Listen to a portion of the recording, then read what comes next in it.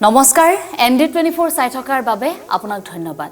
কৃষ্ণ জয়গুৰু শংকৰ সৰ্বগুণা কৰ যাকেৰি নাহি কেও পাম তুহাৰী চৰণকু ৰেণু শত কোটি বাৰেক কৰোহু প্ৰণাম বাৰেক কৰোহু প্ৰণাম। সকলোৱে চৰণত সেৱা ধৰিছো। এয়া ND24 এক প্ৰয়াস বিশ্বাসে মিলয় হৰি। আজিৰ পৰা আমি আৰম্ভ কৰিব বিচাৰিছো এই অনুষ্ঠান। জগতগুৰু শ্ৰীমন্ত শংকৰদেৱ গুৰুজনাৰ শ্ৰীচৰণত সেৱা জনাই এই অনুষ্ঠান আমি আৰম্ভ কৰিব বিচাৰিছো।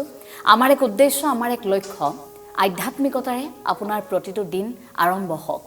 আমি আৰম্ভণি গ্ৰন্থ হিচাপে নিৰ্বাচন কৰিছো ভাগৱত শাস্ত্ৰভাগিক। গতিকে ভাগৱত শাস্ত্ৰভাগীৰ ব্যাখ্যাৰ বাবে আজি প্ৰথমটো দিনত আমি আমন্ত্ৰণ জনাই আনিছো বিশ্বনাথৰ এগৰাকী বিশেষ ভাগৱত ব্যাখ্যাকাৰক। আৰু বাপগৰাকীৰ বিষয়ে আপোনালোকক মই আৰম্ভণিতে এই কথাষাৰ জনাব বিচাৰিম। তেখেত বিশেষভাৱে সক্ষম।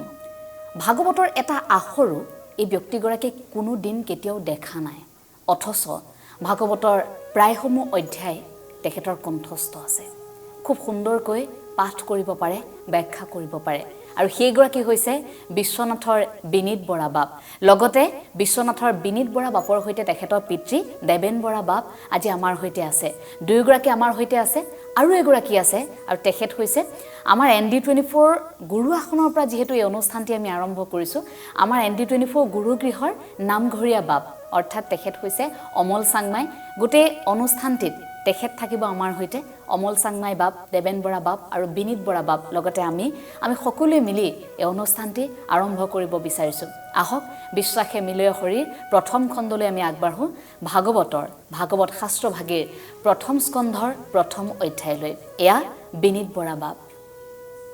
কৃষ্ণ জয় গুৰু শংকৰ সৰ্বগুণাকৰ যাকেৰি নাহি কেও পাম তুহাৰী চৰণক ৰেণু শতকোটি বাৰেক কৰোহু প্ৰণাম বাৰেক কৰোহু প্ৰণাম।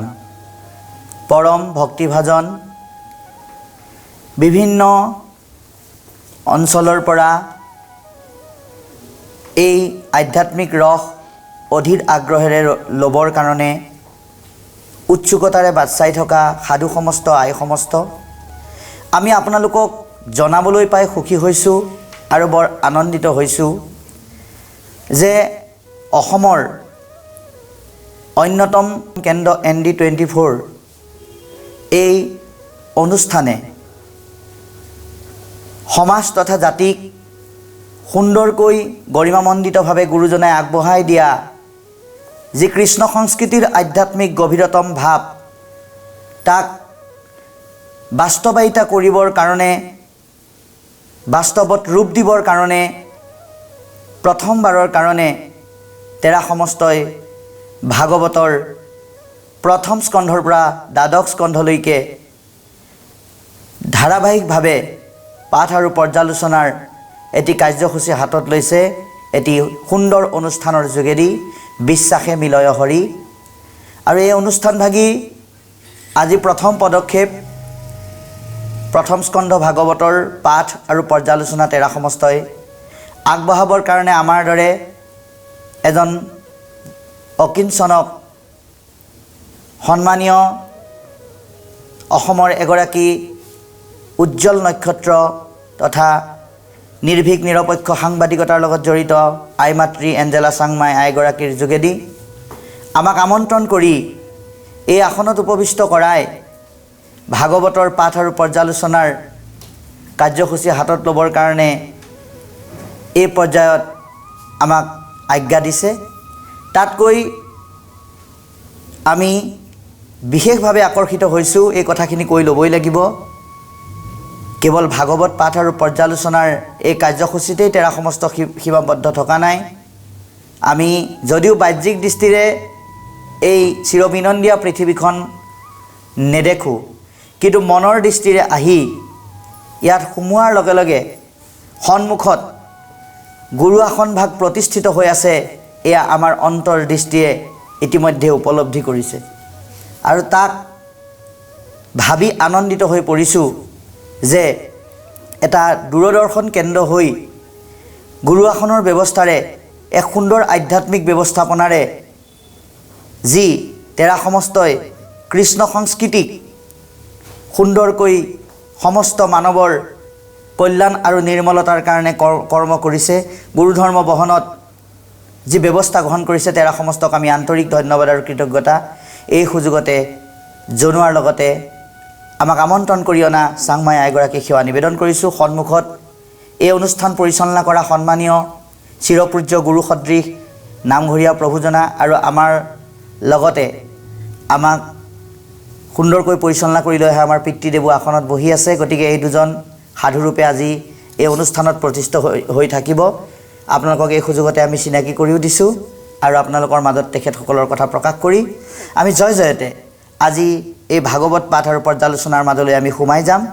কিন্তু এটা কথা ক'ব লাগিব, সন্মুখত আপোনালোকে দেখিছে ভাগৱত ভাগ, কিন্তু গুৰুদেৱ নাম ভকত চাৰি বস্তু আৰু সন্মুখত গুৰু আসন সাক্ষী ৰাখি কৈছোঁ যে এই ভাগৱতৰ আক্ষৰিক বিশ্লেষণৰ এটা আখৰো আমি আমাৰ বাহ্যিক বা চাক্ষুক দৃষ্টিৰে চাই আপোনালোকৰ মাজত প্ৰকাশ কৰিব নোৱাৰিম। কিন্তু আপোনালোকে আমাক ইমান আশীৰ্বাদ দিছে, ইমান কৃপা কৰিছে, যাৰ কাৰণে ভাগৱতৰ কেইটামান অধ্যায় আমি হৃদয়ংগম কৰিছোঁ। গতিকে তাৰে আজি প্ৰথম স্কন্ধৰ প্ৰথম অধ্যায়ৰ পৰাই যিহেতুকে আৰম্ভ কৰাৰ উদ্যোগ লৈছে, গতিকে আমি আমাৰ হৃদয়ংগমৰ মাজেদি পৰিস্ফুট হৈ থকা এই মহাভাগৱত পাঠ আৰু পৰ্যালোচনাৰ কাৰণে আগবাঢ়িম। সন্মুখত ভাগৱত ভাগ কেৱল কিতাপ হিচাপে নহয়, বাংময় মূৰ্তিৰূপে থিয় হৈ আমাক এই আগবাঢ়ি যোৱা ৰাস্তাত তেৰাই যেনেকৈ অৰ্জুনক সাৰথীৰূপে সহায় কৰিছিল, আমাকো সংসাৰী পথত কৃপা কৰিব বুলি সেৱা জনাই আগবাঢ়িছোঁ। কৃষ্ণ হৰি অ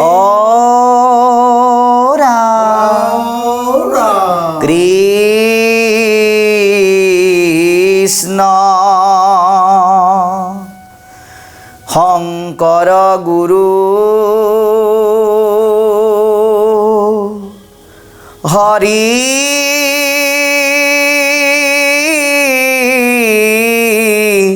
ৰাম ৰাম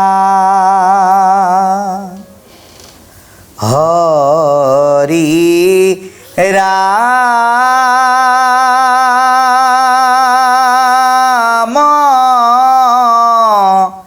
ৰাম। ভাৰত পুৰাণ আদি যত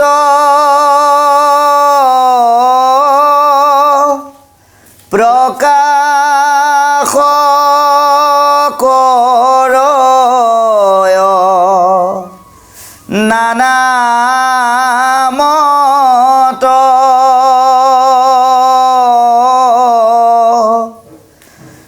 যত মহাজন খবৰ সভাৰ মধ্যত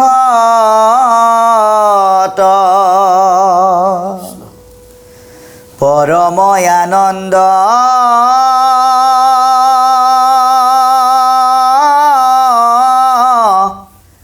ৰসময়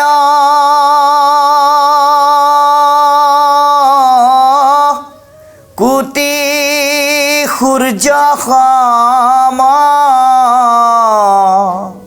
প্ৰকাশয়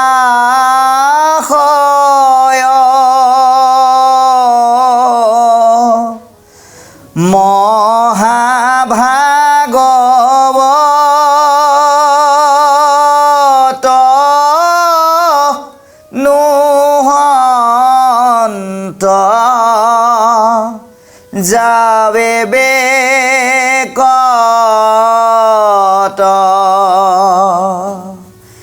এৰাম মহাভাগৱত নুহন্ত যাবে বেকত।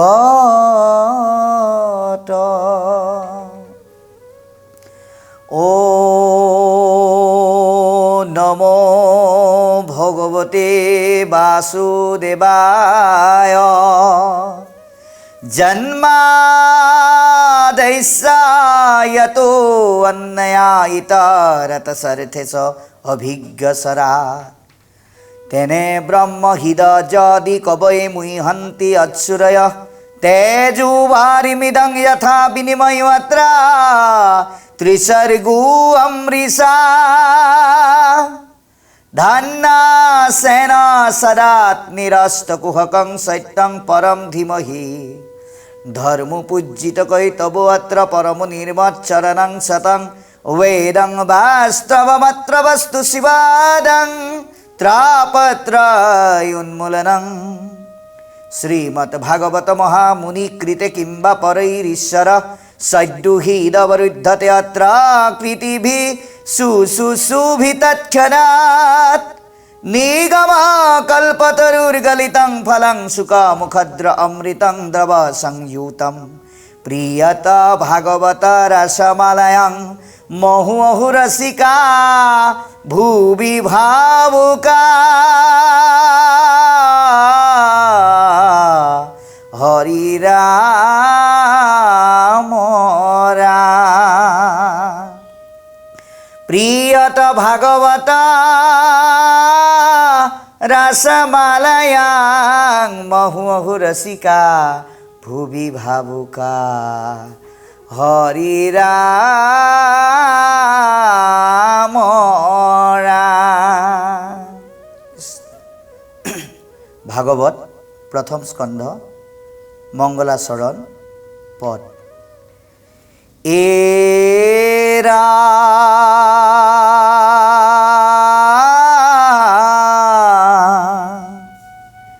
जय जय कृष्ण कृपा मय मोहे सर जार गाखिरे बहे ब्रह्मा हो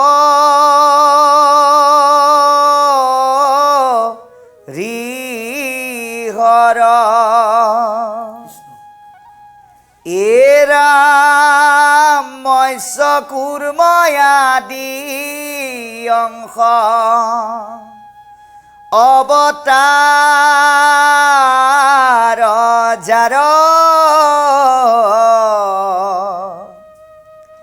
ईश्वर कृष्ण को कुटी कुटी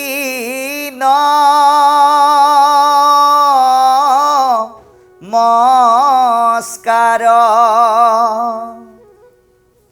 नमो नमो मधु मुर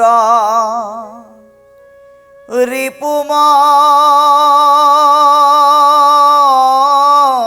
हरि अंतर्य उत्तम आति हुए जा कस्मरी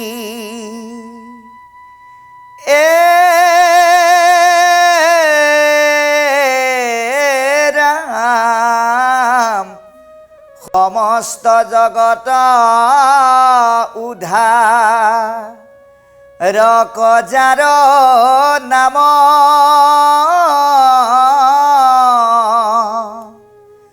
हे नय कृष्ण को करु सहस्र प्रणाम प्रभु भगवंत भकतर नव निधि हरि का स्मरणे आरम्भर हो सिद्धि बार बाप समस्त आमी पाठ करिलेই নহব ইয়াৰ অকণমান আলোচনা কৰি যাওঁ সমস্তয়ে একেলগে আদান প্ৰদান কৰোঁ ইয়াৰ ৰস কিনো কৈছে পদে ভাগৱত বৈকুণ্ঠৰ শাস্ত্ৰ ভগৱন্তৰ মুখৰ বাণী ভগৱন্তৰ এই মুখনিশ্চিত বাণী দিব্য জ্ঞান সম্পন্ন অৱতাৰী পুৰুষ আৰু মনীষীসকলৰ মাধ্যমেৰে বৈকুণ্ঠৰ ভাগৱত আজি আমি পৃথিৱীৰ এক সাধাৰণ পৰিৱেশতো শুনি আমাৰ পৰিৱেশ সুন্দৰ আৰু বৈকুণ্ঠলৈ ৰূপান্তৰিত কৰিব পৰাৰ এটা সুন্দৰ পৰিৱেশ পালোঁ। আৰু এই ভাগৱত মত্যত প্ৰথম শ্ৰৱণ কৰা ব্যক্তিজনেই হ'ল ৰজা পৰীক্ষিত, যিজন ব্যক্তি এজন সৰ্বশ্ৰেষ্ঠ বৈষ্ণৱ ৰজা আছিল। কিন্তু আমাক আজি ভাগৱতে এটা সুন্দৰ দৰ্শন দিছে যে বৈষ্ণৱ ৰজা পৰীক্ষিতকো কিন্তু কলিৰ মলিনতাই স্পৰ্শ কৰিবলৈ নেৰিলে। কলিৰ মলিনতাৰ প্ৰভাৱত বৈষ্ণৱ ৰজা পৰীক্ষিত ইমানেই আক্ৰান্ত হ'ল, যাৰ কাৰণে তেওঁৰ জীৱনৰ ৰাস্তাই সলনি হৈ গ'ল। তেওঁ মৃত্যুমুখী পথেদি যাত্ৰা কৰিলে আৰু মৃত্যুমুখী পথেদি যাত্ৰা কৰি সংসাৰৰ কদৰ্যময় ভোগবাদ আৰু বিলাসিতাত ক'ব নোৱাৰা হৈ এজন নিৰ্দোষী নিৰপৰাধী ব্যক্তিৰ ডিঙিত মৰাসাপ আঁৰি দিয়াটোৱেই হ'ল তেওঁৰ জীৱনৰ এক দুখময় অধ্যায়, যাৰ পৰা মুক্ত কৰিবৰ কাৰণেই এই ভাগৱত। এই মৰাসাপেই তেওঁৰ জীৱনলৈ অভিশাপ নমাই আনিলে। সেই নিৰ্দোষী সমীক মুনিৰ পুত্ৰ সিংহীয়ে অভিশাপ দিলে যে যি দেউতাৰ ডিঙিত তুমি মোৰ মৰাসাপ আঁৰি দিলা, মোৰ দেউতাৰ ডিঙিত তুমি মৰাসাপ আঁৰি যি ভুল কৰিলা, তোমাৰ দৰে ৰজাসকলৰ কাৰণেই নিৰ্দোষী নিষ্পাপ নিৰপৰাধীসকলে সাধনা কৰিব নোৱাৰা হ'ল। গতিকে এনে অপৰাধ ইয়াতেই স্তব্ধ হওক, তাৰ কাৰণে কি কৰিলে? সাপ দি দিলে। 7 দিনৰ ভিতৰত তোমাক তক্ষকে দংশন কৰিব। এই সাপত শাপিত হোৱা ৰজা পৰীক্ষিতে ৰাজকাৰ্য নিজ পুত্ৰ জন্মেজয়ক গতাই গংগা নদীৰ পাৰত বহল সমাজ পাতি বহিল। নানা ঋষিয়ে নানা মতেৰে তেওঁক প্ৰেৰণা দিবৰ কাৰণে, খবৰ ল'বৰ কাৰণে আহি পৰামৰ্শ দিলে, হে ৰজা, এই সাপৰ পৰা মুক্ত হ'বৰ কাৰণে তুমি যজ্ঞ কৰা, কোনোবাই ক'লে তপ কৰা, কোনোবাই ক'লে স্নান কৰা, কোনোবাই ক'লে দান কৰা, কোনোবাই ক'লে তীৰ্থ কৰা। নানা ঋষিৰ নানা মত। এই নানা ঋষিৰ নানা মতে পৰীক্ষিতৰ মনত কিন্তু শান্তি আনিব পৰা নাছিল। তেনেকুৱাতে হৃদয়ৰ পৰা নিগৰিত অমৃতৰ ভাণ্ডাৰ লৈ আহি উপস্থিত হ'ল মহামুনি শুকদেৱ, যিজনে 7 দিন ভাগৱত কৈ ৰজা পৰীক্ষিতৰ জীৱনৰ পথেই সলনি কৰি দিলে। মৃত্যুমুখী পথৰ পৰা তেওঁ পৰিৱৰ্তন হৈ অমৃতময় পথলৈ যাত্ৰা কৰিলে। গতিকে শুকদেৱ স্বৰূপ সৎসংগৰ যোগেদি যদি ৰজা পৰীক্ষিতে নিজৰ জীৱনৰ পথ সলনি কৰি অমৃতময় কৰিব পাৰে, তেনেহ'লে আপুনি আমি আজি এই পুৱা বেলাতেই আমাৰ নিজৰ দূৰদৰ্শনটো লগাই অকণমান ঈশ্বৰৰ কথা শুনি সৎসংগৰ ৰসৰ সোৱাদ লৈ আমি জীৱনত প্ৰয়োগ কৰি আমাৰ জীৱনৰ ৰাস্তাটো অমৃতময় কৰিবলৈ চেষ্টা কৰিব নোৱাৰোঁনে? তাৰ কাৰণেই মহাপুৰুষে আমাক সচেতন কৰি কৈ গ'ল, জয় জয় কৃষ্ণ কৃপাময় মহেশ্বৰ। আৰু আপোনাৰ এই পথটো সলনি কৰিবৰ কাৰণে আপোনাক কোনে সহায় কৰিব? সেইজনে হৈছে দেৱতাৰো দেৱতা, পৰম দেৱতা কৃষ্ণদেৱ। সেইকাৰণে তেওঁৰ জয় ঘোষণা কৰিছে। আৰু তেওঁ যে আমাক সহায় কৰিব, এই সহায় কৰা অৰ্হতাখিনি মোৰ মহাপ্ৰভু পৰম ব্ৰহ্ম কৃষ্ণৰ হাতত থকা হেতুকে তেওঁক এটা উপাধিৰে মহাপুৰুষে বিভূষিত কৰিছে, কৃপাময় বুলি। উৰণ বুৰণ গজন ভ্ৰমণ চাৰিমুঠি জীৱক ভগৱন্ত কৃষ্ণই কৃপা কৰে। আৰু আপোনাক আমাক কি কৰিছে? মহাকৃপা কৰিছে। কেনেকৈ? আমি ভগৱন্তৰ ওচৰত কৃতজ্ঞ হ'ব লাগে, কাৰণ আমাক ভাবিবলৈ মন দিছে, ৰাম নামৰ সোৱাদ ল'বৰ কাৰণে আমাক জিভা দিছে, কথা ক'বৰ কাৰণে মুখ দিছে, ঈশ্বৰৰ কথা শুনিবৰ কাৰণে কাণ দিছে, ঈশ্বৰৰ কৰ্ম কৰিবলৈ হাত দিছে, যাবলৈ ভৰি দিছে। ইমানখিনি অংগ পৰম পুৰুষ ভগৱন্তই আমাক দিয়াৰ পিছতো আমি তেওঁৰ প্ৰতি কৃতজ্ঞ হ'ব লাগে। আৰু এই কৃতজ্ঞ হৈ আমাক দেখুৱাই দিছে কোনে? সৃষ্টিকৰ্তা ব্ৰহ্মা, পালনকৰ্তা বিষ্ণু, সংহাৰকৰ্তা শিৱই। হে প্ৰভু, তোমাৰ অনুগ্ৰহতে, তোমাৰ কৃপাতেহে আমি আজি তোমাৰ আজ্ঞা পালন কৰি এই জগত পৰিচালনা কৰিব পাৰিছোঁ। গতিকে তুমি কৃপা নকৰাহেঁতেন আমাৰ দ্বাৰা এইটো সম্ভৱ নহ'লহেঁতেন বুলি তিনিওজন দেৱতাই প্ৰকাশ কৰিছে।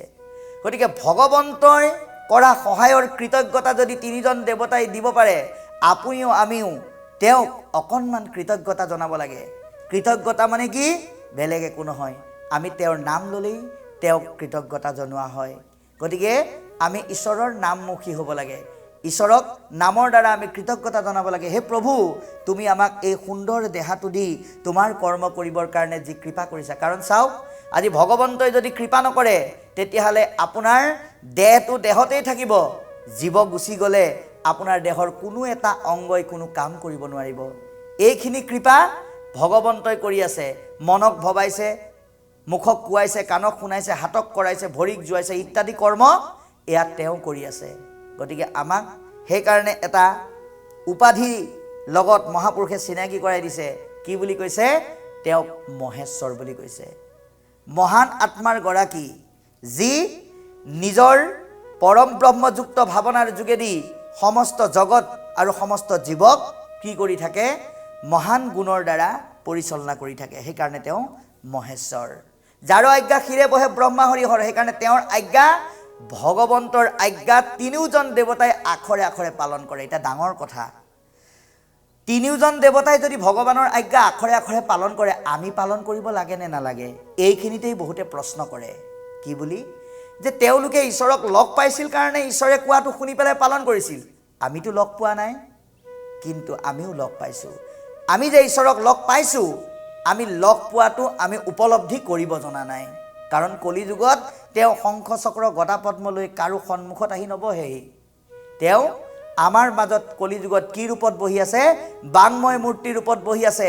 প্ৰথম স্কন্ধ ভাগৱতৰ পৰা দ্বাদশ স্কন্ধ ভাগৱতলৈকে ৩৩৫টা অধ্যায়, ৫,৯৬,০০০ শব্দ, 10টা লক্ষণ, ১৮,০০০ শ্লোকৰ যোগেদি তেওঁ আমাক অহৰ্নিশে কি কৰিব লাগে, কি কৰিব নালাগে, ক'লৈ যাব লাগে, ক'লৈ যাব নালাগে, কোনটো উচিত, কোনটো অনুচিত, কোনটো ন্যায়, কোনটো অন্যায়, কোনটো ভাল, কোনটো বেয়া, সকলোখিনি আমাক শিকাই আছে।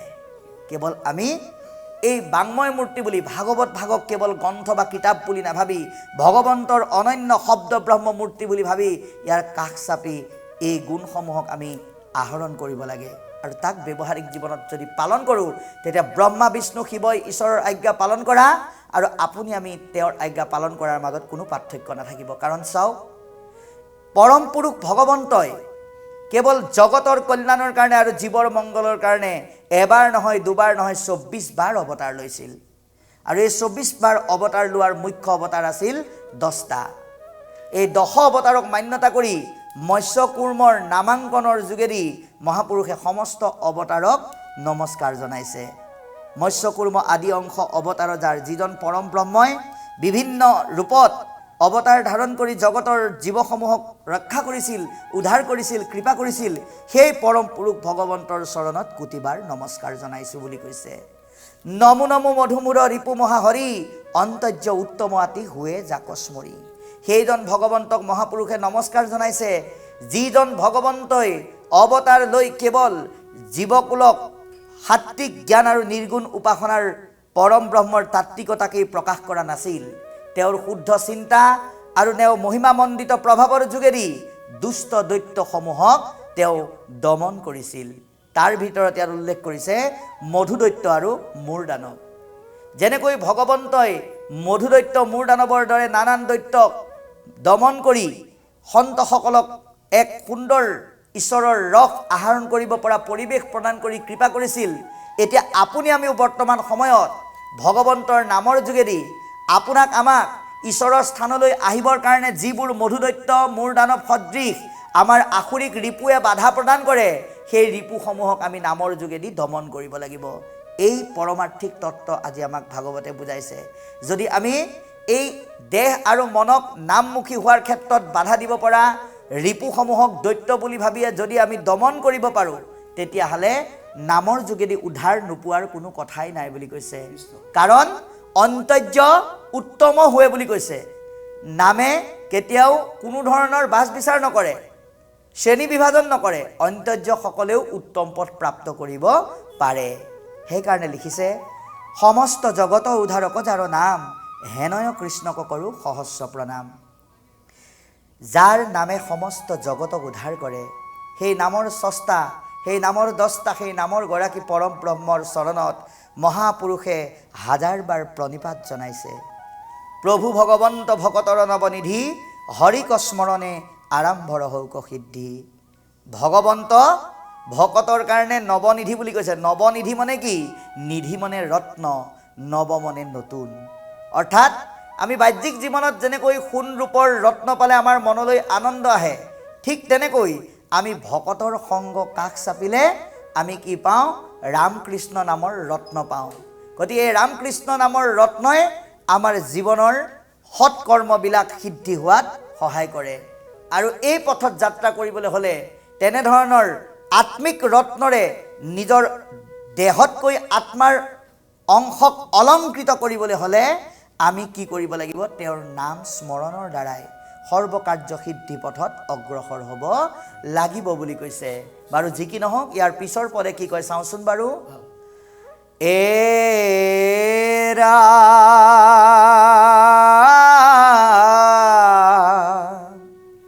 পৰীক্ষিত মুখ্য কথা দ্বাদশ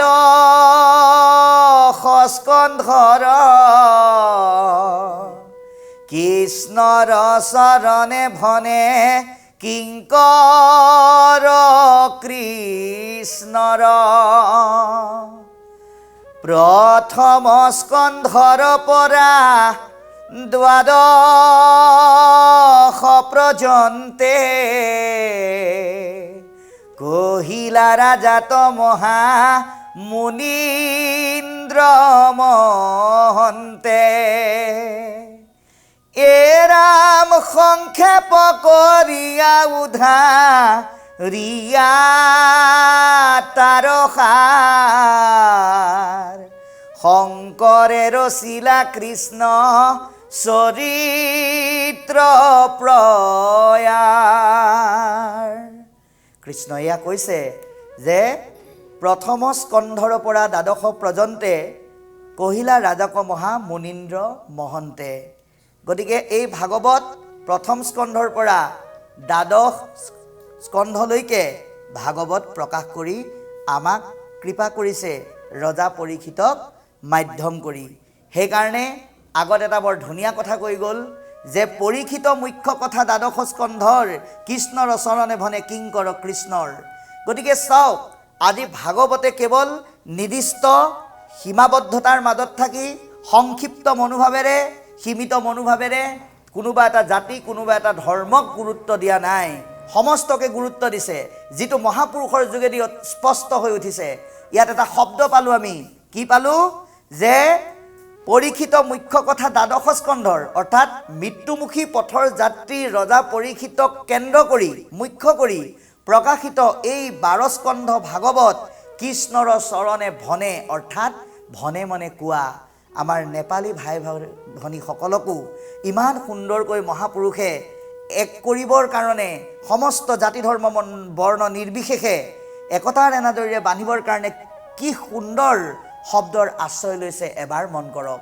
গতিকে কৈছে যে মই কৃষ্ণৰ দাস হিচাপে এই কথাখিনি ক'বৰ কাৰণে যত্ন কৰিছোঁ। কোনখিনি কথা?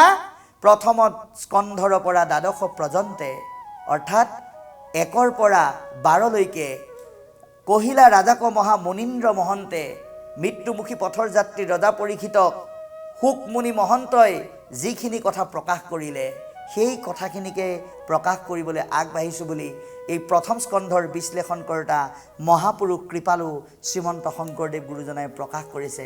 আৰু আমাক এটা ডাঙৰ দৰ্শন দিছে যে ভগৱানৰ কথা, ভক্তিময় কথা আমি যাৰে তাৰে মুখে য'তে ত'তে শুনিলে নহ'ব। কাৰ মুখত শুনিবলৈ কৈছে? মহন্তৰ মুখত শুনিবলৈ কৈছে। মহন্ত কোন? যি পৰম পুৰুষ ভগৱন্তৰ পৰম ব্ৰহ্ম জ্ঞানৰ মহানতাৰ দ্বাৰা মহান হৈ নিজে নিজৰ জীৱনত দাস্যতা, সহিষ্ণুতা, ধৈৰ্য, নম্ৰতা আদি ভাৱক নিজৰ জীৱনৰ শ্ৰেষ্ঠ সম্পদ হিচাপে পালন কৰে, সেইজনেই মহন্ত। তেনেহেন মহন্তৰ মুখেৰে এই ভাগৱতৰ কথা ৰজা পৰীক্ষিতে যিহেতু শুনিছিল, আপোনাক আমাকো তেনেহেন মহন্তৰ শ্ৰীমুখেহে এই কথাখিনি শুনিবলৈ আহ্বান জনাইছে। সংক্ষেপ কৰিয়া উধাৰিয়া তাৰসাৰ, কৃপালু গুৰুজনাই কৈছে যে সেই মৃত্যুমুখী পথৰ যাত্ৰী পৰীক্ষিত ৰজাক কোৱা সেই ভাগৱতৰ বিস্তৃত তত্ত্ব সংক্ষেপ বৰ্ণনাৰে, বহল অৰ্থৰে কৃষ্ণৰ গুঞ্জক লীলা চৰিত্ৰ ৰূপে প্ৰকাশ কৰিবলৈ আগবাঢ়িছোঁ। এতিয়া কি ক'ব আমি চাম। 28 সহস্ৰ ঋষি বেদত প্ৰধান বিষ্ণুৰ নৈমিষী ক্ষেত্ৰ মহাপুণ্য স্থান মান্য কৰি সুতক পাতিলা সত্ৰ তথা সৌনক প্ৰমুখ্যে শুনে ভাগৱত কথা সৌনক বদতি শুনা সুত মহামানী পৰম পাতকী কলি পাইলেহে নজানি আৰম্ভিলো যজ্ঞ আমি সহস্ৰ বছৰ হোম ধূমে ধূম্ৰ বৰ্ণ ভৈল কলেৱৰ যিটো কৰ্ম কৰোৱাত নাহিকে বিশ্বাস আপোনাৰ আয়ুষক ৰিলু ব্যৰ্থে নাশ আমাৰ সম্প্ৰতি চিন্তি উক মহাহিত কৰায়ুক পান কৃষ্ণ চৰিত্ৰ অমৃত এতিয়া অতি সুন্দৰকৈ আমাক কৈছে বাপ সমস্ত যে ২৮০০ সহস্ৰ ঋষি বেদত প্ৰধান ২৮,০০০ ঋষি আছিলে তেওঁলোক এলাপেচা বিধৰ ব্যক্তি নাছিল তেওঁলোক আছিল বেদজ্ঞানত শ্ৰেষ্ঠ বেদজ্ঞানত শ্ৰেষ্ঠ হৈও তেওঁলোক আজি কলৈ গৈছে বুলি কৈছে বিষ্ণুৰ গুণ যশ ৰসেৰে সমৃদ্ধ এটুকুৰ পুণ্য স্থানলৈ গৈছে যিটুকুৰ স্থানৰ নাম নৈমিষাৰণ্য বুলি কৈছে গতিকে তেনেকুৱা এটুকুৰ স্থানলৈ তেওঁলোকে যাত্ৰা কৰি তাতে উপস্থিত হৈছেগে ২৮,০০০ বেদজ্ঞানী ব্যক্তি গতিকে তাত গৈ তেওঁলোকে উপস্থিত হৈ কি কৰিলে মান্য কৰি সুতক পাতিলা সত্ৰ তথা সেই স্থানত তেওঁ আটাইকেইজন ব্যক্তি তেওঁলোকে বহি লৈ এজন ব্যক্তিক মান্যতা কৰিছে সন্মান প্ৰদান কৰিছে যিজন ব্যক্তিক এই ৰজা পৰীক্ষিতে ভাগৱত শুনাৰ সময়ত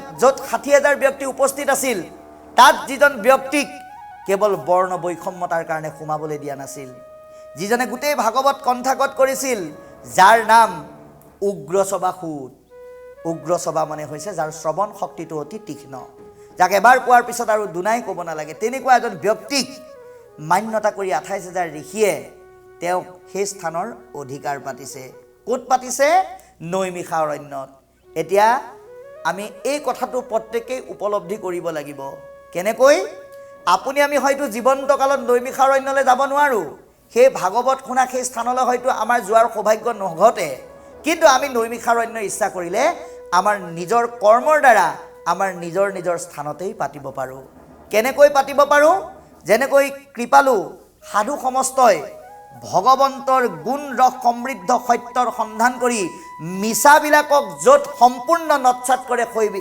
ঠাইসমূহে হৈছে নৈমিষা অৰণ্য য'ত মিছাৰ কোনো স্থান নাই য'ত নিমিষতে হৰিৰ ৰসৰ পৰিৱেশ উদ্ভাসিত হয় গতিকে আগত কোনো ধৰণৰ আগজাননী নাছিল কোনো ইংগিত নাছিল কোনো সম্ভেদ নাছিল কিন্তু ভকতসকলে ইয়াত কৃপালু বাপে বন্তি জ্বলাই সুন্দৰকৈ ভাগৱত প্ৰতিষ্ঠা কৰি দিয়াৰ আগতে কিন্তু ইয়াত তেনেকুৱা ধৰণৰ পৰিৱেশৰ এক সুন্দৰ সূচনা ঘটা নাছিল কিন্তু সকলো বহি বন্তি গছ জ্বলাই এটা পৰিৱেশ নিৰ্মাণ কৰি দিয়াৰ লগে লগে ইয়াত সুন্দৰ এটা পৰিৱেশৰ সৃষ্টি হ'ল কেনেকৈ হ'ল তাৎক্ষণিকভাৱে হ'ল কেনেকৈ হ'ল নিমিষতে হ'ল গতিকে আজি আমি যদিও এটা সুন্দৰ পৰিৱেশৰ মাজত আছোঁ কিন্তু আমি নৈমিষাৰণ্যত আছোঁ কাৰণ আৰম্ভণিৰ পৰা শেষলৈকে আমি কেৱল সত্যৰ সন্ধান কৰিম আৰু মিছাক নৎসাত কৰিম মিছা মানে অসত্যতা মিছা মানে মায়া গতিকে সেই সমূহক য'ত নৎসাত কৰা হয় সেয়াই নৈমিষাৰণ্য তেনেকুৱা এটুকুৰ স্থানত 28,000 ঋষিয়ে সুতক গুৰু মান্যতা কৰি সেই স্থানৰ অধিকাৰ পাতিলে আৰু তেৰাৰ মুখেৰে ভাগৱতৰ কথা শুনাৰ ইচ্ছা প্ৰকাশ কৰি ক'বলৈ আৰম্ভ কৰিছে। এতিয়া সকলোৱেতো ক'ব নোৱাৰে, সকলোৰে হৈ এজন প্ৰতিনিধি আছে, যিজনৰ নাম হৈছে আপোনাৰ সৌনক। গতিকে সৌনকে সকলোৰে হৈ সুতৰ ওচৰত নিবেদন কৰিছে, কি বুলি? সৌনক বদতি শুনা সুত মহা মানি পৰম পাতকী কলি পাইলে হেন জানি। হে গুৰুৰূপী সুত, কলি নামৰ বেয়া পাপযুক্ত যুগ এটা আহিল বুলি আমি ইতিমধ্যে গম পালোঁ আৰু সেই যুগৰ ভয়াৱহতাৰ পৰা ৰক্ষা পাবৰ কাৰণে আমি কি কৰিলোঁ? 1000 বছৰ যজ্ঞ কৰিলোঁ, কিন্তু লাভতকৈ আমাৰ ক্ষতিহে হ'ল। আৰম্ভিলোঁ যজ্ঞ আমি সহস্ৰ বছৰ, সঁচা 1000 বছৰ যজ্ঞ কৰিলোঁ, কিন্তু হোম ধুমে ধূম্ৰবৰ্ণ ভৈল কলেবৰ। যজ্ঞৰ ক'লা ধোঁৱাই আমাৰ দেহ মন গোটেই ক'লা আৰু ধোঁৱা বৰণীয়া কৰি পেলালে। গতিকে যি কৰ্মই আমাক লাভ বিচাৰোঁতে ক্ষতিহে কৰিলে, সেই কৰ্মৰ প্ৰতি আমাৰ আৰু এতিয়া বিশ্বাস নাই। যিটো কৰ্ম কৰোৱাতো নাহিকে বিশ্বাস। আমি এটা কথাহে অনুভৱ কৰিলোঁ ইয়াৰ দ্বাৰা বুলি কৈছে ঋষিসকলে। কি বুলি কৈছে? আপোনাৰ আয়ুস কৰিলোঁ ব্যৰ্থে নাশ। এই কলিৰ পৰা ৰক্ষা পাবৰ কাৰণে ধোঁৱা বৰণীয়া যজ্ঞ কৰি আমি আমাৰ সময়বিলাকহে অভাৱত নষ্ট কৰিলোঁ। গতিকে আমাক আজি সচেতন কৰি দিছে, এই কলিযুগৰ ভয়াৱহ সন্ধিক্ষণত থাকি আমি নামৰ বিপৰীতে গতি কৰি কোনোবাই যদি সময়বিলাক নষ্ট কৰিছোঁ, তেতিয়াহ'লে আমাৰ অৱস্থাও সেই 28,000 ঋষিৰ দৰেই হ'ব। গতিকে সাৱধান, আমি যাতে নামমুখী হৈ ঈশ্বৰমুখী হৈ যাতে আমাৰ জীৱন যাত্ৰা সংসাৰৰ পথ সুগম কৰিব পাৰোঁ। সেইকাৰণেই কৈছে যে আমাৰ সম্প্ৰতি চিন্তি উক মহাহিত কৰাই উক পান কৃষ্ণ চৰিত্ৰ অমৃত। তেওঁলোকে কৈছে নিজৰ ভাষাৰে যে আমাৰ যদি কল্যাণ চিন্তা কৰা হে গুৰুৰূপী সুত, তেতিয়াহ'লে কৃষ্ণৰ গুঞ্জক ৰস সমৃদ্ধ অমৃত পান কৰাই আমাক কৃপা কৰা। ইয়াৰ যোগেদি সমস্ত কলিযুগৰ মানৱ সমাজক এটা দৰ্শন ভাগৱতে দিছে যে আমি যদি কলিৰ পৰা ৰক্ষা পাব বিচাৰোঁ, তেতিয়াহ'লে আমি অমৃতৰ সোৱাদ ল'বই লাগিব। কি অমৃত? কৃষ্ণ নামৰ অমৃতৰ আমি সোৱাদ প্ৰত্যেকেই ল'ব লাগিব সৎসংগৰ যোগেদি। যি সৎসংগৰ মহিমা ঋষি সমস্তই কাৰ যোগেদি উপলব্ধি কৰিছিল? সুতৰ যোগেদি। গতিকে আজিও আমি আমাৰ এই জনমানসত তেনেধৰণৰ সৎসংগৰ যোগেদি সেই অমৃতৰ সোৱাদ সন্ধান কৰি আমি লৈ আমাৰ জীৱন সুন্দৰ কৰিব লাগিব। যাৰ কাৰণে পৰৱৰ্তী পদে কি কৈছে চাবচোন। পৰম ঈশ্বৰ কৃষ্ণ দেৱ নাৰায়ণ তান মহা ভক্তিটো শ্ৰৱণ কীৰ্তন ইহা কনা জানিয়ান কৰ্ম কৰি মৰো কয়ো কৃষ্ণ কথা সুত কেন মতে তৰু ইহাতে আমাৰ মিলিল মহা ভাগ তুমি মহা মহন্তক পাইলো ভাইগে লাগ যত স্বৰ্গ সুখ যিটো মুখ্য সুখ মূল ভকতৰ সংগৰয়ল পকুনুহি তুল। কিমান সুন্দৰ কথা পদে কৈছে। কি বুলি কৈছে? অতি সুন্দৰকৈ আমাক জনাই দিছে।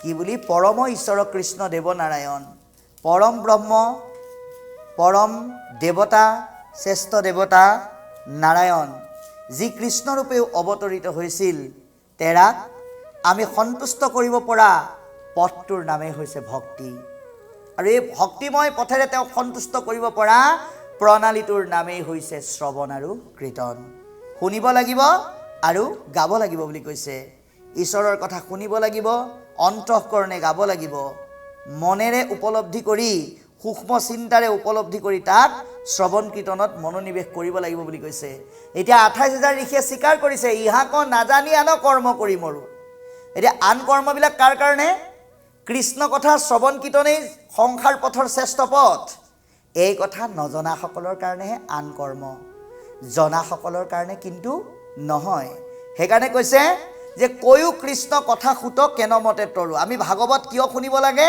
এই তাৎপৰ্যটো আজি ২৮,০০০ ঋষিয়ে সুতক সোধা প্ৰশ্নৰ যোগেদি বুজাই দিছে যে আপুনি আমি সদা সৰ্বদা মৰণমুখী পথেৰে গতি কৰি আছোঁ গতিকে হে গুৰুৰূপী সুত এই মৰণক তৰণলৈ কেনেকৈ পৰিণত কৰিব পাৰোঁ আৰু আমিও সৎসংগৰ যোগেদি এটা ভাৱনাই ল'ব লাগে আমি সংসাৰৰ কদৰ্যময় মৰণমুখী পথৰ পৰা ভাগৱতৰ ৰস আহৰণ কৰি কেনেকৈ তৰণলৈ গতি কৰিব পাৰোঁ তাৰ কাৰণে প্ৰত্যেকেই ভাগৱত আনন্দ মনে অন্তঃকৰণে শ্ৰৱণ কৰিব লাগিব গতিকে ইহাতেহে আমাৰো মিলিল মহাভাগ তুমি মহা মহন্তক পাইলো ভাগ্যে লাগ কৃপালু শ্ৰোতাৰূপী বাপাই সমস্ত আজি এই মহাভাগ্যৰ ফলটো ২৮,০০০ ঋষিয়ে কি বুলি কৈছে যে আমি যে আপোনাৰ দৰে এজন মহান ব্যক্তিক লগ পালোঁ মহাভাগৱতক লগ পালোঁ এয়া কিন্তু এনেই পোৱা নাই মহাভাগ্যৰ ফলশ্ৰুতিতহে আমি পাইছোঁ আৰু আমিও এই কথাটো নিজৰ মাজলৈ আনো আহকচোন এই প্ৰতিদিনাই আপোনালোকক যে আমি এনেধৰণে লগ পোৱাৰ এটা ব্যৱস্থা হৈছে এই দূৰদৰ্শন কেন্দ্ৰৰ মাধ্যমেৰে পুৱা বেলাতে যে আমি আপোনালোকক লগ পাইছোঁ এয়া কিন্তু আপোনালোকে এনেই পাইছোঁ বুলি নাভাবিব এয়া কেৱল মহাভাগ্যৰ ফলশ্ৰুতি ভগৱন্তৰ যদি কৃপা নাথাকে তেনেহ'লে আমি কিন্তু আপোনালোকৰ দৰে অজস্ৰজনক বিশ্বৰ ইটো প্ৰান্তৰ পৰা সিটো প্ৰান্তলৈকে সিঁচৰিত হৈ থকা প্ৰতিজনক একেলগে এখন মঞ্চত লগ পোৱাৰ সৌভাগ্য অৰ্জন কৰিব নোৱাৰিলোহেঁতেন গতিকে এয়া মহাভাগ্যৰ ফলশ্ৰুতি আৰু আপোনালোকো ভাগ্যৱান আজি ভাগৱতৰ অনুষ্ঠান এটা পাতি এটা অনুষ্ঠানৰ যোগেদি ব্যাখ্যা শুনিবলৈ হ'লে কেৱল এটা ঠাইতহে শুনাব পাৰিব কিন্তু আজি আপোনালোকৰ সেই বহুমূলীয়া সময়খিনি খৰচ কৰি নিজৰ ঘৰতে বহি একেলগে অকল এজন ব্যক্তিয়ে বা এখন ঘৰেই নহয় এই বিশ্ব ব্ৰহ্মাণ্ডক আধ্যাত্মিকতাক উপলব্ধি কৰা প্ৰতিজন ব্যক্তিয়ে নিজৰ নিজৰ ঠাইত থাকি যে শুনিবলৈ পাইছে গতিকে সেই ক্ষেত্ৰত আপোনালোকো ভাগ্যৱান গতিকে এই কথাটো আজি ভাগৱতে কৈছে যে মহাভাগ্য নাথাকিলে এনেকুৱা ৰস কেতিয়াও আহৰণ কৰিব নোৱাৰে সেইকাৰণে এই সুখক এই ৰসক শ্ৰেষ্ঠ বুলি কৈছে যত স্বৰ্গ সুখ যিটো মুখ্য সুখ মূল ভকতৰ সংগৰ অল্পকো নাহি তুল যে আপুনি আমি জাগতিক জীৱনত পোৱা সাধাৰণ সুখৰ পৰা ধৰি স্বৰ্গ সুখলৈকে যিমানবিলাক সুখৰ কথা শুনি আহিছোঁ জানি আহিছোঁ সেইবিলাক সুখ আৰু আজি আমি আপোনালোকক একেলগে সকলোকে লগ পোৱাৰ যিটো সুখ এই সুখ কিন্তু আন সুখৰ লগত কেতিয়াও তুলনা কৰিব নোৱাৰি এয়া স্বৰ্গ সুখতকৈও বহু ওপৰত বুলি কৈছে তুলনা নাই অতুলনীয় সুখ বুলি কৈছে গতিকে আমি এই কথা উপলব্ধি কৰিব লাগিব তাৰ কাৰণে আমাক সচেতন কৰি পৰৱৰ্তী পদে কৈছে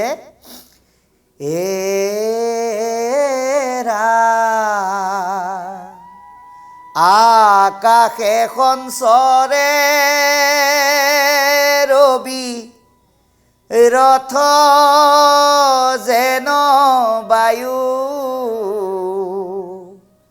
সূৰ্যৰ লগতে হৰৈ জগতৰ আয়ু এক ক্ষণ মানে যিটো শুনে কৃষ্ণৰ কথা তাৰ বিনে আনৰ জীৱন যাই বৃথা কৃষ্ণত অৰ্পিয়া আমি কৰো কৰ্ম যত তাতো নানা বিঘিনি আছে জানিলো মনত এতেকে শুনিবো কৃষ্ণ চৰিত্ৰয় অমৃত শ্ৰৱণ মাত্ৰকে যেন হওঁ কৃত হে ৰাম জাগ যুগ যজ্ঞ কৰি দুখ পাইলো মাত্ৰ আবেকহিউক মহা ভাগৱত শাস্ত্ৰ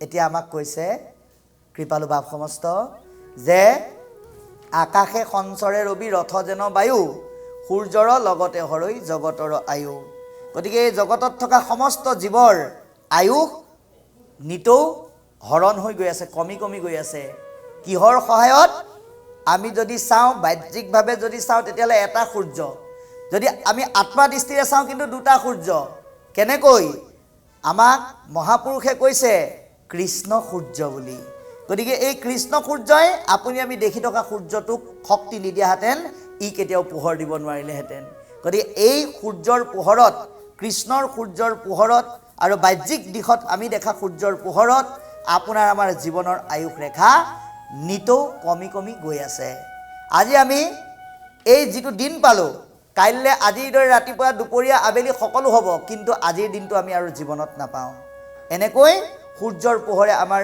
জীৱনৰ আয়ুস ৰেখা কমাই কমাই গৈ আছে সেইকাৰণে আমাক সিদ্ধান্ত দিছে কি বুলি যে একক্ষণ মানে যিটো শুনে কৃষ্ণ কথা আপুনি গোটেই দিনটো ভাগৱত শুনিব নোৱাৰে নাই আপুনি নাম পাঠত গোটেই জীৱনটো বহি থাকিব নোৱাৰে নাই এটা কথা আমি প্ৰত্যেকে উপলব্ধি কৰিব লাগিব যে নিজৰ কৰ্মময় জীৱনক একাষৰীয়া কৰিও ভাগৱত শুনিবলৈ কোৱা নাই কিন্তু আপুনি ইমানেই পৃথিৱীত দুৰ্ভগীয়া নহয় যে আপোনাৰ ইমান কাম আছে আপোনাৰ ঈশ্বৰৰ কথা শুনিবলৈ সময় নাই সেই দুৰ্ভগীয়া কিন্তু আপুনি নহয় মনত ৰাখিব সেইকাৰণে কৰ্মময় জীৱনৰ মাজত অকণমান সময় উলিয়াই ঈশ্বৰৰ কথা যদি আপুনি শুনিব পাৰে তেতিয়াহ'লে আপুনি কিন্তু আপোনাৰ সময়খিনি সৎভাৱে মূল্যায়ন কৰিছে বুলি উপলব্ধি কৰিব লাগিব গতিকে আমি ঈশ্বৰৰ কথা কিমান সময় শুনিছোঁ ডাঙৰ কথা নহয় আমি যদি কওঁ যে 6 ঘণ্টা শুনিছোঁ কিন্তু 6 ঘণ্টা সময়ত যদি 6টা কথাও মনত ৰাখিব পৰা নাই কিন্তু 6 মিনিট শুনিছোঁ 6 মিনিটতে আমি বহু কথা মনত ৰাখিছোঁ সেইটোহে ডাঙৰ কথা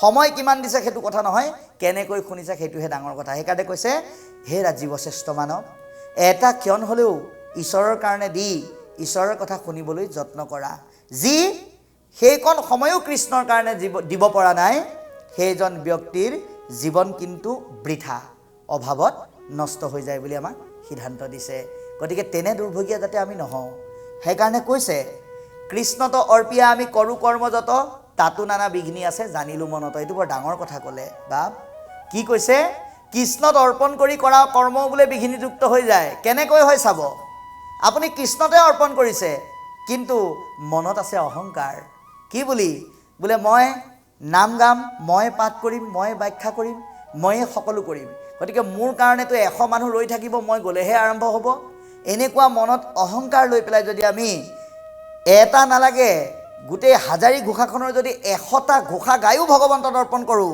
ভগৱন্তই কৈছে সেইজনৰ পূজা মই কেতিয়াও গ্ৰহণ কৰিব নোৱাৰোঁ যিজনে মই দিয়া দেহৰ শক্তিখিনি নিজৰ বুলি কৈ মোৰ অস্তিত্বক স্বীকাৰ নকৰি কেৱল অহম্মম ভাৱেৰে মোক অৰ্পণ কৰে সেয়া মই কেতিয়াও গ্ৰহণ কৰিব নোৱাৰোঁ সেইকাৰণে কৈছে যদি দেহাত্মা বিবেকৰ চিন্তনেৰে মই বৰ ভাৱ লৈ অহংকাৰ ভাৱনাৰে ভগৱন্তক অৰ্পণ কৰে তেতিয়াহ'লে সেই কৰ্ম কিন্তু বিঘিনিযুক্ত হৈ যাব গতিকে সেইটো আমি কেতিয়াও কৰিব নালাগে এতেকে শুনিব কৃষ্ণ চৰিত্ৰ অমৃত সেইকাৰণে এই অহংকাৰবিলাক আমাৰ দেহ মনৰ পৰা নাইকিয়া কৰিবৰ কাৰণে ভগৱন্তৰ অমৃতময় চৰিত্ৰ আমি শুনিব লাগে কাৰণ কি হয় তেতিয়া শ্ৰৱণ মাত্ৰকে যেন হওঁ কৃতকৃত্য যেনেকৈ বাহ্যিক জীৱনত যিকোনো বস্তু এটা আমাৰ চাবোন চাৰ্ফ ঘঁহিলে চাফা হৈ যায়, ঠিক তেনেকৈ ঈশ্বৰৰ নিৰ্মল নামে আমাৰ অন্তৰৰ কদৰ্যতাবিলাক চফা কৰি পেলায়।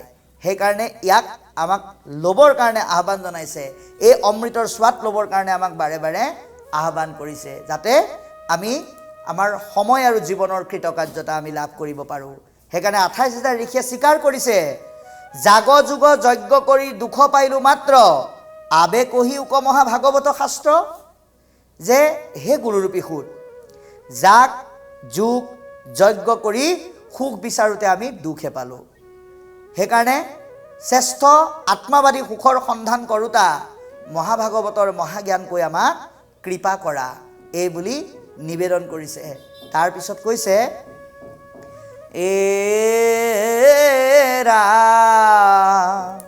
কৃষ্ণ কথা ইটো অমৃত তু কৰি স্বাদ,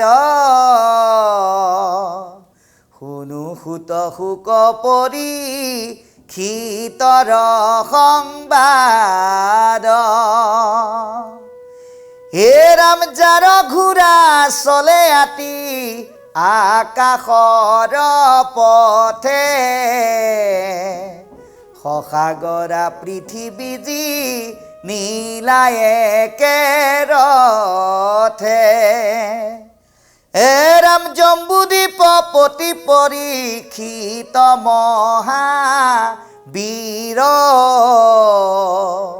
তৰুণ কালতে কেনে তেজিলা শৰীৰ, এ ৰাম ভিত যেন খাতে পৃথিৱীৰ ৰাজা যত,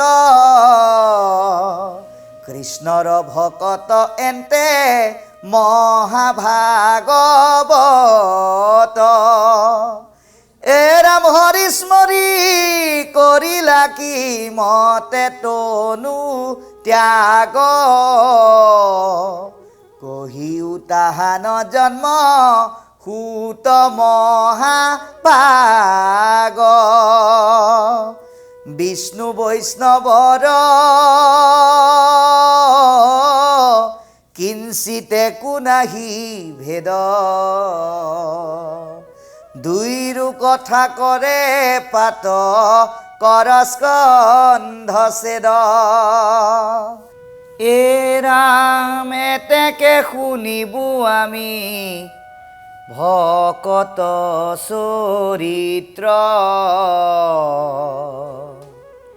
এহি সে তাৰিবে আবে দুৰ্ঘোৰ কলিত। এতিয়া আমি প্ৰত্যেকেই এটা কথা উপলব্ধি কৰিব লাগিব, কৃষ্ণ ভগৱন্তৰ আত্মিক দৰ্শনৰ যোগেদি এই কথাটো বুজাবলৈ যত্ন কৰিছে যে কৃষ্ণ কথা ইটো অমৃতটো কৰি সোৱাদ, ভগৱানৰ কথা অমৃততকৈও অধিক সোৱাদ বুলি কৈছে।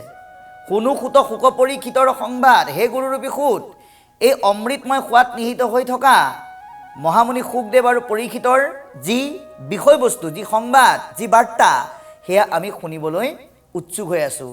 এতিয়া ভগৱন্তৰ কথা বা ভাগৱতৰ কথা অমৃততকৈও অধিক সোৱাদ বুলি কৈছে।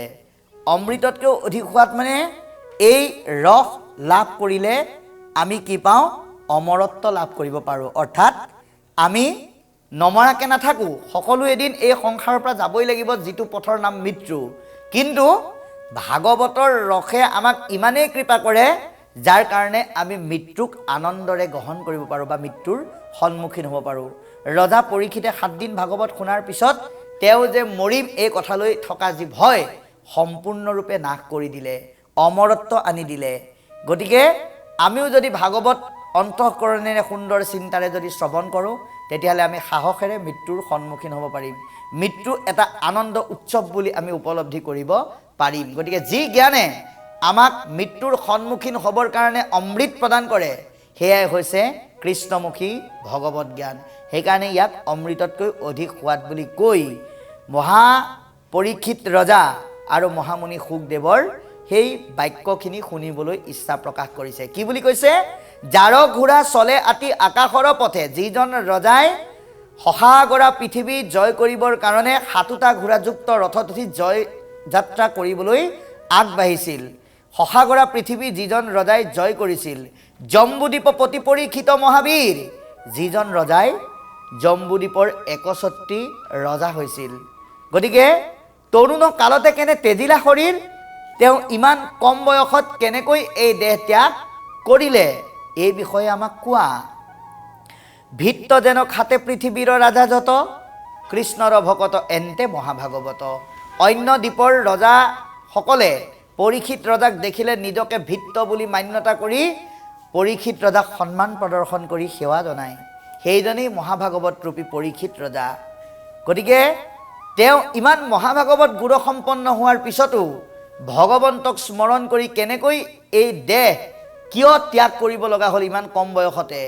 গতিকে কহিও তাহান জন্ম সুত মহাভাগ। হে গুৰুৰূপী সুত, তেওঁৰ জন্ম আৰু কৰ্ম সম্পৰ্কে আমাক কোৱা। কিয় কোৱা? বিষ্ণু বৈষ্ণৱৰ কিঞ্চিত একো নাহি ভেদ। আপুনি আমি যদি ভাবি লওঁ যে ভগৱানৰ নাম ল'লেই হৈ যাব, ভাগৱতে কৈছে মিছা। আপুনি যদি ভগৱানৰ নাম 3 বাৰৰ সলনি 30 বাৰো লয়, কিন্তু সেই ভগৱন্তক ভাল পোৱা ভকতক যদি সন্মান কৰিব নাজানে, সাধুৰ যদি মূল্য নুবুজে, সাধুক যদি গুৰুত্ব নিদিয়ে, তেতিয়াহ'লে ভগৱন্তক কৰা সেৱাটো কিন্তু মূল্যহীন হৈ যাব, মূল্যহীন হৈ যাব। গতিকে আমাক অতি সুন্দৰকৈ পদবন্ধে ক'বলৈ যত্ন কৰিছে যে ভগৱন্তক ভাল পোৱাৰ সমানে সমানে ভকতকো ভাল পাবলৈ যত্ন কৰিবা। ভগৱন্তই কৈছে মই সেইজনকহে ভাল পাম যিজনে মোৰ ভকতকো সমানেই ভাল পায়। গতিকে ভকত আৰু ভগৱানৰ মাজত কোনো ধৰণৰ পাৰ্থক্য নাই। এই দুয়োটা বিষয়ে আপুনি যদি ভগৱানৰ কথা নাজানে, কিন্তু ভগৱানৰ কথা কোৱা এজন ভকতৰ কথাও যদি আপুনি চৰ্চা কৰে, তাৰ দ্বাৰাও কি হয়, মহাপাপবিলাকৰ স্কন্ধ ছেদ হৈ যায়। এই দৰ্শনটো আমাক অতি সুন্দৰকৈ দিছে। গতিকে এতেকে শুনিব আমি ভকত চৰিত্ৰ। সেইকাৰণে হে গুৰুৰূপী সুত, আমি ভগৱন্তৰ লগতে পৰীক্ষিত ৰূপী মহাভকতৰ চৰিত্ৰও শুনিব বিচাৰিছোঁ। এহিহে তাৰিবে পাৰে দুৰ্ঘোৰ কলিত। আৰু এই ভকত ভগৱন্তৰ বিষয়েহে আমাক কলিৰ যুগৰ কলুষতাৰ পৰা ৰক্ষা কৰিব বুলি এটা সুন্দৰ আত্মাবাদী দৰ্শন আমাক প্ৰদান কৰিছে। গতিকে ইয়াৰ পিছত লিখিছে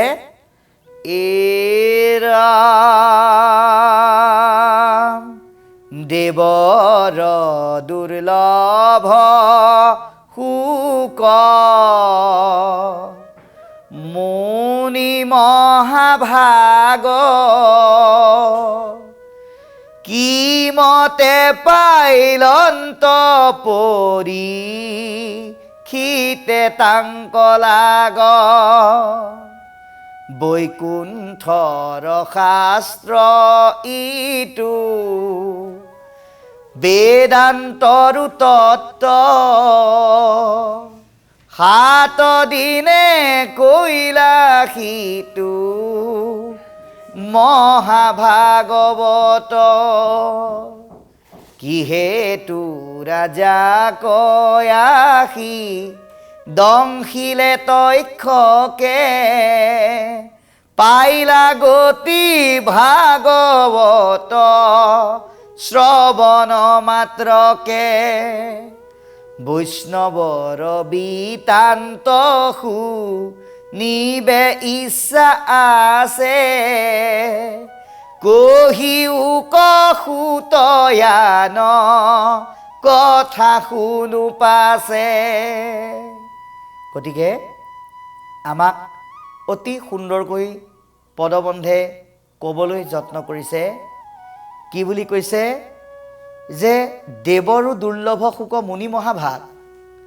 মহামুনি সুখদেৱ যিজনক লগ পোৱাটো মানুহটো দূৰৰে কথা, দেৱতাৰ কাৰণেও দুৰ্লভ আছিল। তেনেস্থলত ৰজা হ'ল বুলিয়েনো পৰীক্ষিত ৰজাই সুখদেৱক লগ পাব পাৰিলেনে? অৰ্থাৎ দেৱৰ দুৰ্লভ সুক মুনি মহাভাগ, সুকমুনিক লাভ কৰাটো দেৱতাৰ কাৰণে দুৰ্লভ, কিন্তু পৰীক্ষিত ৰজাই ৰজা হোৱাৰ কাৰণে সেই দুৰ্লভ কৰ্ম সুলভ হ'ল নেকি, এই বুলি প্ৰশ্ন কৰিছে। আৰু কি বুলি কৈছে যে বৈকুণ্ঠৰ শাস্ত্ৰ ইটো বেদান্তৰো তত্ত্ব। এই ভাগৱত বৈকুণ্ঠৰ শাস্ত্ৰ বেদান্তৰ সাৰ। 7 দিনা কৈল ইটো মহাভাগৱত। 7 দিনত গোটেই ভাগৱত কৈ তেওঁ কেনেকৈ শেষ কৰিলে আৰু তেওঁ কেনেকৈ এই ভাগৱত মাত্ৰ 7 দিন শুনি তেওঁ এই ভৱ বৈতৰণী পাৰ হৈ গ'ল, এই বিষয়ে প্ৰশ্ন অৱতাৰণা কৰিছে। কিহেতু ৰাজাকৰাশী দংশিলে তক্ষকে আকৌ প্ৰশ্ন কৰিছে যে তেওঁ যদি ইমান মহাবৈষ্ণৱী গুণৰ দ্বাৰা তেওঁ গুণামৃত হৈ আছিল, তাৰ পিছতো তেওঁ কিয় তক্ষকে দংশন কৰিব লগা হ'ল? আৰু পাইলা গতি ভাগৱত শ্ৰৱণ মাত্ৰকে, ভাগৱত শুনিয়েইনো তেওঁ কেনেকৈ গতি পালে? বৈষ্ণৱৰ বৃত্তান্ত শুনিবাক ইচ্ছা আছে, গতিকে সেই বৈষ্ণৱৰ বিষয়ে আমাৰ সবিশেষ বৃত্তান্ত শুনিবলৈ ইচ্ছা আছে। কহি উক সুত আন কথা শুনো পাছে, আৰু যদি কিবা কথা আছে সেয়া পিছে পৰেও শুনিম বুলি প্ৰশ্নৰ অৱতাৰণা কৰিছে। এতিয়া ডাঙৰ কথা হ'ল যে দেৱতাই লগ নোপোৱা পৰীক্ষিত ৰজাক শুকদেৱে কিয় লগ পাবলৈ সক্ষম হ'ল? কাৰণ সাধুৰ সংগটো দেৱতাতকৈ মানুহৰ কাৰণে সুলভ, যাৰ কাৰণে ব্ৰহ্মাদী দেৱতাসকলেও মানুহৰ জন্ম ভাৰতবৰ্ষত কলিযুগত পাবৰ কাৰণে ইচ্ছা প্ৰকাশ কৰে, কাৰণ এই সাধুৰ সংগটো মানুহৰ জীৱনৰ কাৰণে অতি সহজলভ্য হৈ যায়। গতিকে পৰীক্ষিত ৰজাই কেৱল ৰাজ সম্পত্তি থকাৰ কাৰণে নহয়, তেওঁ দুৰ্লভ নৰতনু পোৱাৰ কাৰণে পৰীক্ষিত ৰজাই শুকদেৱক লাভ কৰিছিল। 2 বৈকুণ্ঠৰ শাস্ত্ৰ বেদান্তৰ সাৰে মহাভাগৱত পৰীক্ষিত ৰজাই 7 দিনত শুনি শেষ কৰাৰ এটা কাহিনীৰ যোগেদি আমাক এটা কথা কৈছে, হে ৰাজীৱ শ্ৰেষ্ঠ মানৱ, সেই 7 দিনটোক তুমি নিমিত্ত বুলি ধৰা, আৰু এটা কথা মনত ৰাখা, তুমি 100 বছৰৰ কাৰণে এই সংসাৰলৈ আহিছা, গতিকে ভগৱন্তই তোমাক 100 বছৰত এবছৰত 12টা মাহত সপ্তাহত 7টা দিন কিমান দিছে এইটো প্ৰশ্ন ভাবা, আৰু সেই 7টা দিন সৎব্যৱহাৰ কৰি 12 মাহৰ এটা দিনো যাতে কৃষ্ণ কথা চৰ্চা নকৰাকৈ যাতে পাৰ নহয়, সেই কথাৰ ওপৰত গুৰুত্ব দিয়া। তক্ষকে পৰীক্ষিত ৰজাক খুটিছিল, এই কাহিনীতেই সীমাবদ্ধ নাথাকিবা। পৰীক্ষিত ৰজাকে তক্ষকে খুটা নাই, আপোনাক আমাক প্ৰত্যেককে খুটিবৰ কাৰণে এডাল সৰ্প ৰৈ আছে, যাৰ নাম কাল সৰ্প। গতিকে সেই সৰ্পৰ দংশনৰ যন্ত্ৰণাৰ পৰা মুক্ত হোৱাৰ অন্যতম উপায় হৈছে ভাগৱত। ক'ত শুনিব লাগিব? বৈষ্ণৱৰ সংগত। এইখিনিলৈকে আমাক কৈ পৰৱৰ্তী কৈছে, হেন শুনি সুতে বিনা অন্তয়বনত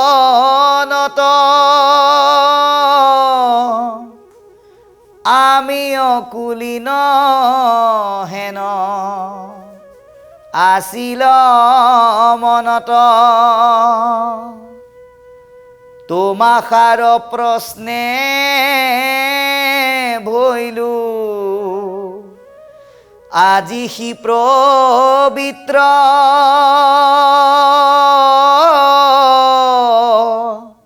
শুনা যেন জানো কহো কৃষ্ণৰ চৰিত্ৰ,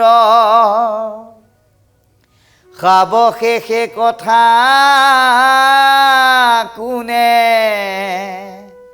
কহিবে স্বৰূপে, যেন পক্ষী উৰয় পাখাৰয় অনুৰূপে, সেহি মতে যত মানে লয় মোৰ মতি, বৰ্ণাইবু কৃষ্ণৰ লীলা, তোমাত সম্প্ৰতি,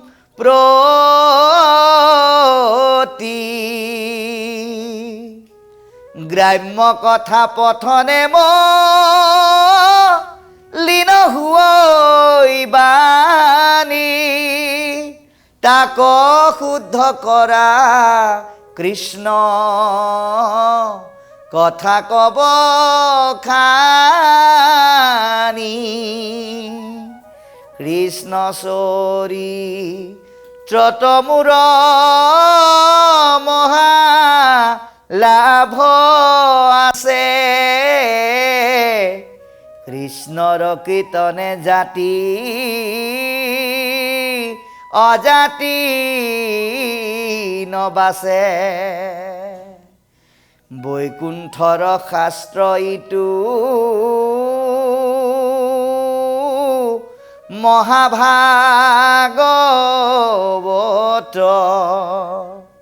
কেনমতে পৃথিৱীত ভৈলন্ত বেকত এ ৰাম কিমতে কৰিলা শাস্ত্ৰ ব্যাস সৰ্বজান প্ৰথমে হৰিক স্মৰি শুনা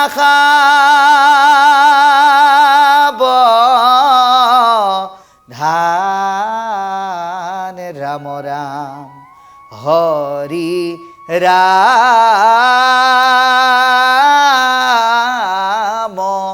ৰাম। আমাৰ এটি অধ্যায় সমাপ্তৰ অন্তত পদে আমাক কৈছে হেন শুনি সুতে বিনাৱন্ত অৱনত। এই কথা শুনি মহামুনি সুতদেৱে ইনাই বিনাই কান্দিছে আৰু কৈছে আমি অকুলিৰ হেন আছিল মনত, যে হে সাধুসকল তোমালোকৰ প্ৰশ্নই মোক প্ৰেৰণা দিছে। ইয়াৰ আগলৈকে মই লোক সমাজৰ কথা শুনি মনটো বিভ্ৰান্ত হৈ গৈছিল আৰু নিজকে আমি নিজ জাতিৰ বুলি ভাবি আছিলোঁ। তোমাহাৰ প্ৰশ্নে ভৰিলোঁ আজি সি প্ৰবৃত্ত। তোমালোকৰ প্ৰশ্নৰ অৱতাৰণাৰ যোগেদি নিজকে আমি প্ৰবৃত্ত যেন উপলব্ধি কৰিছোঁ। শুনা যেন জানো কহোঁ কৃষ্ণৰ চৰিত্ৰ। গতিকে যিমানলৈকে ঢুকি পাওঁ মই কৃষ্ণৰ গুঞ্জক লীলা চৰিত্ৰ কম। গতিকে শুনিবা। সাৱশেষে কথা কোনে কহিবে স্বৰূপে। ভগৱানৰ কথা সবিশেষকৈ কোনেও শেষ কৰিব নোৱাৰে। যেন পক্ষী উৰয় পাখাৰ অনুৰূপে। গতিকে পক্ষীয়ে যেনেকৈ পাখি অনুসাৰে উৰে, ঠিক তেনেকৈ আমিও আমাৰ জ্ঞান আৰু বুদ্ধি অনুসাৰে আপোনালোকৰ আগত এই কথাখিনি কম বুলি কৈছে। কিয় কম? কাৰণ গ্ৰাম্য কথা পথনে মলিন হোৱে বাণী। বাবাই সমস্ত আমি গ্ৰাম্য কথা পাতিব কেতিয়াও নালাগে। গ্ৰাম্য কথা কোনবিলাক? যিবিলাক কথাত পৰচৰ্চা আছে, পৰনিন্দা আছে, সমালোচনা আছে, কটু সমালোচনা আছে, সেইবিলাক আমি কেতিয়াও চৰ্চা কৰিব নালাগে। সি আমাৰ দেহ মন আৰু পৰিৱেশ বেয়া কৰে। গতিকে তাতকৈ আমি দুটা ভাল লগা গঠনমূলক কৃষ্ণমুখী কথা আমি পাতি আমাৰ ভাৱৰ আদান প্ৰদান কৰিব লাগে। সেইকাৰণে কৈছে তাকো শুদ্ধ কৰা কৃষ্ণ কথা ক'ব খানি। দুই চাৰিজন ব্যক্তি গোট খাই আন কথা পতাতকৈ যদি কৃষ্ণ কথা আদান প্ৰদান কৰে, তেতিয়াহ'লে দেহ মন পৰিৱেশ সম্পূৰ্ণৰূপে শুদ্ধ আৰু সুস্থ হৈ থাকিব। কাৰণ কৃষ্ণ চৰিত্ৰত মোৰ মহালাভ আছে। আন কৰ্মবিলাকত লাভ আছে, কিন্তু কৃষ্ণৰ কথাত মহালাভ আছে। মহালাভ কি? সকলোৱে একেলগে একে চিন্তাৰে আগবাঢ়িব পৰা সংসাৰৰূপী পথৰ সুগম যাত্ৰা ইয়াত নিহিত হৈ আছে। সেইটোৱে হ'ল মহালাভ। আৰু কৃষ্ণৰ কীৰ্তনে জাতি অজাতি নাবাচে। জাতি ধৰ্ম বৰ্ণ নিৰ্বিশেষে আপুনি মহাপুৰুষে আমাক এনেকুৱা এটা সুবিধা কৰি দিলে, কৃপালু পৰম পুৰুষ ভগৱন্তই আমাক ইমান কৃপা কৰিলে যে এই ভাগৱতৰ ৰস আমি একেলগে একেখন মঞ্চতে একে আসনতে বহি আমি শুনিব পাৰোঁ। ইয়াত কোনোবা এজন আহিলে ওখত বহিব লাগিব, কোনোবা তলত বহিব লাগিব, তেনেকুৱা কথা নাই। সকলোৱে একে পৰিৱেশত একেলগে বহি শ্ৰৱণ কৰিব পাৰে। এই যিটো আত্মবাদী চিন্তা, জাতি ধৰ্ম বৰ্ণ নিৰ্বিশেষে একেলগে আগবাঢ়ি যোৱা যিটো চিন্তা, এই চিন্তাক কাৰ্যকৰী কৰাৰ ৰূপ এই ভাগৱত দৰ্শনত আছে। সেইকাৰণে কৈছে কৃষ্ণৰ কীৰ্তনে কেতিয়াও জাতি ধৰ্ম বৰ্ণ বিচাৰ নকৰে। গতিকে বৈকুণ্ঠৰ শাস্ত্ৰ ইটো মহাভাগৱত। এয়া হ'ল ভাগৱত বৈকুণ্ঠৰ শাস্ত্ৰ। কেনমতে পৃথিৱীত ভৈলন্ত বেকত। কেনেকৈ পৃথিৱীত এই ভাগৱত ব্যক্ত হ'ল। কিমতে কৰিলা শাস্ত্ৰ ব্যাস সৰ্বজান। আৰু সৰ্বজ্ঞাত ব্যাসদেৱে এই ভাগৱত কেনেকৈ ব্যক্ত কৰিলে। প্ৰথমে হৰিক স্মৰি শুনা সাৱধান। ভগৱন্তক স্মৰণ কৰি আমাক সাৱধানে শুনিবলৈ কৈছে। সাৱধান মানে অন্য কথা নভবাকে নপতাকে, লাগিলে আপুনি অকণমান সময় শুনক, কিন্তু বাহিৰা কথা চিন্তা আৰু আলোচনা নকৰাকৈ আমাক শুনিবলৈ আহ্বান জনাই আমাক আজিৰ অধ্যায়ে পৰামৰ্শ দিলে। কিন্তু বাবাই সমস্ত এপল দুপল কৰি সময় বাগৰি আমাক আজিৰ সময়ে অনুষ্ঠান সামৰিবলৈ ইংগিত দিছে। গতিকে আমি আজি প্ৰথম স্কন্ধৰ এই প্ৰথম অধ্যায়ৰ যি পাঠ আৰু পৰ্যালোচনা আমি আজিলৈ ইমানতেই সামৰিব বিচাৰিছোঁ। পুনৰ অহাকালিলৈ এই একে অনুষ্ঠানতে আপোনালোকক ভাগৱতৰ পৰৱৰ্তী চোৱা লৈ পাঠ আৰু আলোচনাৰ মাধ্যমেৰে লগ পোৱাৰ প্ৰতিশ্ৰুতিৰে আজিলৈ সমস্তৰে সুখানী অভয় চৰণত মহাপুৰুষৰ মহান বাণীৰে সেৱা নিবেদন কৰি আমি আজিলৈ সামৰিছোঁ। কোটি কোটি ঘূৰয় অপৰাধনিতে কৰোঁ আমি দুৰাশয়, হে হৰি মোক দাস হেন মানি ক্ষমিউক কৃপাময়, হে হৰি মোক দাস হেন মানি ক্ষমিউক কৃপাময়। জয় ৰাম জয় নাৰায়ণ জয় কৃষ্ণ জয় জগতগুৰু শ্ৰীমন্ত শংকৰ। কৃষ্ণ হৰি ও ৰাম অপৰাধী বিনাশন তজু নাম নাৰায়ণ জানি নামে পখিলো শৰণ। আনগতি নাহিকে মৰণ অপৰাধ ক্ষমা কৰি তুমি দয়াশীল হৰি মোক ৰক্ষা কৰি চৰণ, মোক ৰক্ষা কৰি চৰণ। ও হৰি ও ৰাম শ্ৰীমন্ত শংকৰ হৰি ভকতৰ জানা যেন কল্পতৰু, তাহান্ত বিনাই নাই নাই নাই আমাৰ পৰম গুৰু, তাহান্ত বিনাই নাই নাই নাই আমাৰ পৰম গুৰু। ও হৰি ও ৰাম কৃষ্ণ। ইতিমধ্যে আপোনালোকে শুনিলেই ভাগৱত ব্যাখ্যা আৰু পাঠ বিনীত বৰা বাপুৰ দ্বাৰা। সময় যিহেতু কমি আহিছে, প্ৰতিদিনৰ 1 ঘণ্টাৰ মাত্ৰ আমাৰ সময়, গতিকে আজিৰ এই অনুষ্ঠান আমি ইমানতে সামৰণি মাৰিব লাগিব। কাইলৈ আকৌ আমাৰ সৈতে বিনীত বৰা বাপ উপস্থিত থাকিব। আজি বাপে যিখিনি ঠাইত এৰি থৈ গ'ল সেই ঠাইখিনিৰ পৰা আকৌ একেধৰণে পাঠ আৰু ব্যাখ্যা আপোনালোকলৈ আগবঢ়াবলৈ চেষ্টা কৰিম তেখেতৰ দ্বাৰা। আৰু ইয়াৰ লগে লগে এই অনুষ্ঠানটিৰ পৰা মই এঞ্জেলা চাংমাই বিদায় লৈছোঁ। আপোনালোক প্ৰতিগৰাকী কুশলে থাকক। নমস্কাৰ।